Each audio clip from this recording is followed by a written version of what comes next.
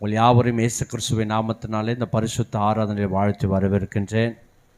இந்த நாளிலும் கூட கர்த்தருடைய வார்த்தையினுடைய தலைப்பு, நீங்கள் யாருடைய சீஷர்? நீங்கள் யாருடைய சீஷர் என்பது குறித்ததான ஒரு கேள்விக்கு பதிலாக இந்த செய்தியை நான் கொடுக்க இருக்கிறேன்.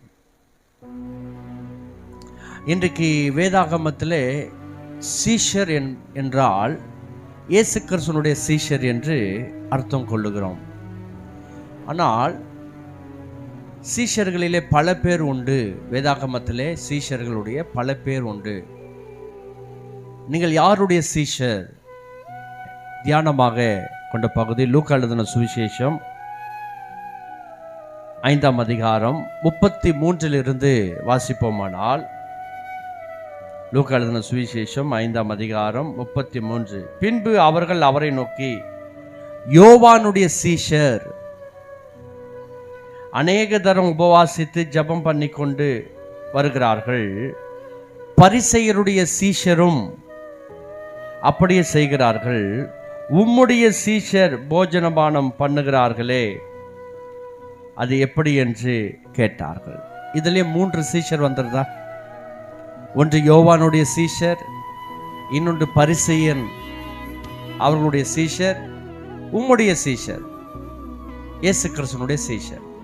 இன்னொருடைய சீஷர் யார்? வாசிக்கலாமா? இன்னொருடைய சீஷர் யார்? யோவான் 9ஆம் அதிகாரம்,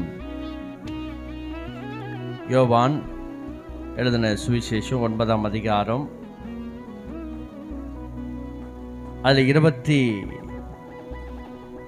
அப்பொழுது அவர்கள் அவனை நோக்கி, அவனை வைது, நீ அவனுடைய சீஷன், நாங்கள் மோசேயினுடைய சீஷர். ஒரு குருடன், இயேசு கிறிஸ்து ஒரு குருடனை, பிறவி குருடனை பார்வடை செய்தார்.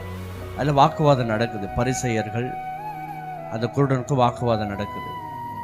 உங்களை குணமாக்கினது யாரு? அவங்க அப்பா அம்மாவெல்லாம் கேட்குறாங்க.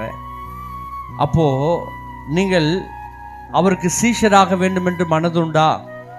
அந்த குருடன் கேட்கிறான். அதுக்கு அவர்கள் என்ன சொல்றாங்க? நீ அவனுடைய சீஷன். யாரு? இயேசு கிறிஸ்துவினுடைய சீஷன். அவர் தானே உன்னை குணமாக்கினாரு. நாங்கள் மோசேயினுடைய சீஷர். 4 சீஷர்கள் வந்துருச்சா? முதல்ல மோசேயினுடைய சீஷர், நியாயப்பிரமாணம்.